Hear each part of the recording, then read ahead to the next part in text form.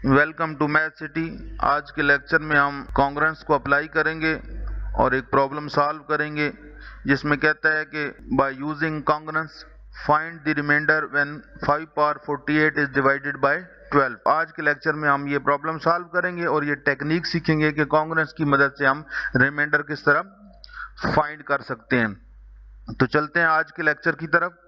और ये लेक्चर बहुत ही इम्पोर्टेंट है क्योंकि जो नेक्स्ट हमारे पास अगले चंद लेक्चर्स हैं उसमें इस तरह के जो हम प्रॉब्लम सॉल्व करेंगे उनमें से एक आध लाजमी हर दफ़ा पेपर में पूछा जाता है।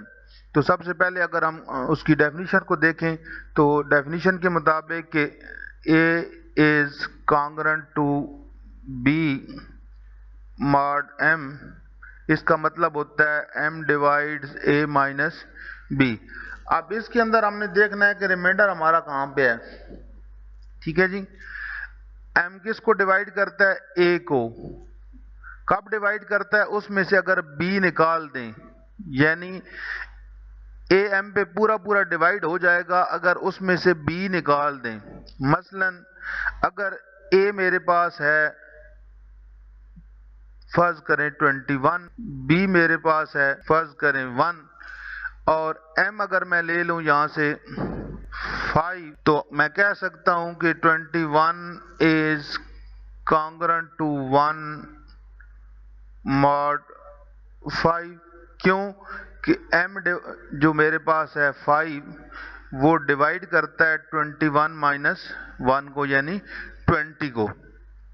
तो इसका मतलब है इस 21 में 1 ज्यादा है, यानी अगर हम 21 को डायरेक्टली 5 पे डिवाइड करवाएं तो मेरे पास आएगा 20 और बच जाएगा 1। ये 1 क्या है? ये b है, ये हमारे पास m है और 21 a है। तो इसका मतलब है रिमाइंडर ये मेरे पास होगा 1 जो है वो मेरे पास रिमाइंडर है। तो इसका मतलब है कॉन्ग्रुएंस के अंदर ये जो दूसरे वाला नंबर होता है b, ये रिमाइंडर होता है, क्योंकि इसको अगर हम पहले नंबर में से माइनस कर दें तो फिर ये m इसको पूरा पूरा डिवाइड करवा देता है, क्योंकि ये नंबर उसमें से एक्स्ट्रा होता है। तो रिमाइंडर हमारे पास क्या होता है? b होता है। एक बात तो यहां से ये आपको क्लियर होगी। अब हम इसमें कैसे फाइंड करेंगे? 5 पावर 48 को कैसे देखेंगे? अब टेक्निक हमने यूज करनी है कि पहले तो हमने 12 के मल्टीपल्स देखने हैं। तो 12 के मल्टीपल्स में से 12 है, फिर दूसरा 24 है, फिर 36 है, फिर 48 है, फिर 60 है एंड सो ऑन। फिर हमने देखना है 5 की पावर्स को।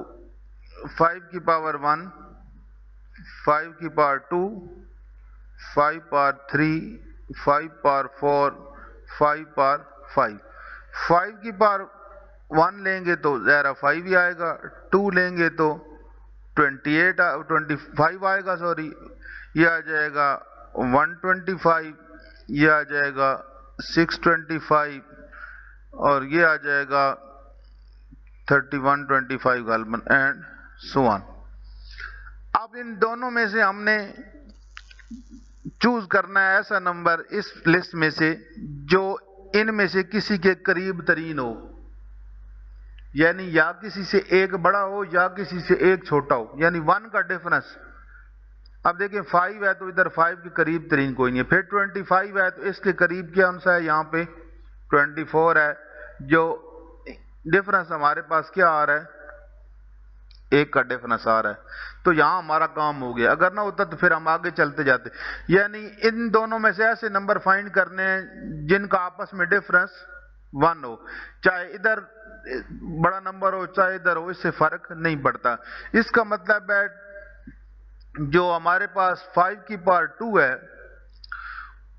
उसमें से अगर -1 कर दिया जाए तो हमारे पास आ जाता है 24।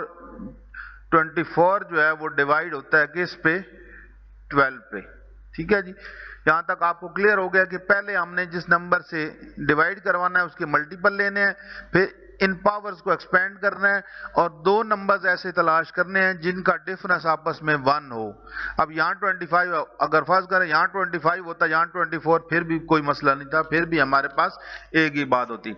तो हमने यहाँ से एक नंबर फाइंड कर लिया। तो अब हम क्या करेंगे, हम लिखेंगे सिंस, अब क्या हो रहा है यहाँ पे कि 25 की पावर 2 इज कॉन्ग्रुएंट टू 1, क्योंकि इसमें से एक माइनस करें तो ये क्या हो जाता है 12 पे डिवाइड हो रहा है, क्योंकि देखें ना 25 माइनस 1, 25 को मैंने लिख लिया है 5 पावर 2 और 1, यानी इसमें से 5 पावर 2 में से 1 माइनस करने से ये पूरा पूरा इस पे डिवाइड हो जाता है, यानी दूसरे लफ्जों में 12 डिवाइड्स 25 माइनस 1। तो इसको लिख लिया हमने 5 square is congruent to 1 mod 12।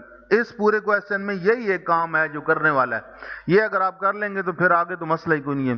तो आप लिखेंगे since 25 is congruent to 1 modulo 12, ठीक है जी, यही बात हमने लिखी है, 25 इज कॉन्ग्रुएंट टू 1। अब इस 25 को फिर वो दूसरी फॉर्म में लिख लेंगे 5 square is congruent to 1 modulo 12। अच्छा, अब जो चीज है हमारे पास वो क्या थी कि हमने एक रिजल्ट अभी पढ़ा है पिछले लेक्चर के अंदर कि if a is congruent to b modulo m then a power n is congruent to b power n modulo m। तो यानी हम यहाँ पे कोई भी पावर ले सकते हैं। अब हमारे पास यहाँ 2 है, हमें क्या चाहिए 48, 2 को बनाना है 48, तो किस से मल्टीप्लाई करवाना पड़ेगा 24 से। तो इसका मतलब है यहाँ हम दोनों तरफ अगर 24 ले लें तो कोई इशू नहीं है। तो यहाँ 5 स्क्वायर है और ऊपर हमने दोनों तरफ क्या कर दिया है 24 ले लिया है बाय यूजिंग दिस थ्योरम। अब ये बन जाएगा 5 की पावर 8 और 1 की पावर 24, तो 1 ही होगा। तो ये आ गया 5 की पावर 48 और इसको डिवाइड करवा रहे हैं 12 से, तो रिमाइंडर हमारे पास क्या है, मैंने बताया था कि ये जहाँ पे जो चीज़ होती है बीज होती है, ये क्या होता है, ये रिमाइंडर होता है हमारे पास। तो इस क्वेश्चन में हमारे पास रिमाइंडर क्या आ गया है 1 आ गया है।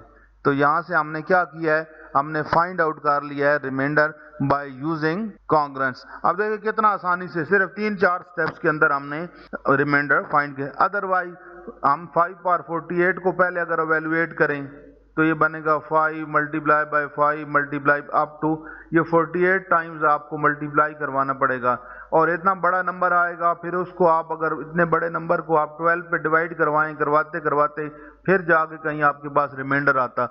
लेकिन यहाँ पे कॉन्ग्रुएंस की मदद से हम 3 से 4 स्टेप्स के अंदर हम रिमाइंडर तक पहुँच गए। तो उम्मीद है आपको समझ आ गई होगी। तो अगले 3-4 लेक्चर हमारे इसी पे चलेंगे, इस तरह के हम डिफरेंट क्वेश्चंस की प्रैक्टिस करेंगे और उनमें से एक आध फिर हमारा पेपर में भी आ जाता है। तो आज के लेक्चर में इतना ही, मिलते हैं नेक्स्ट लेक्चर में। अल्लाह।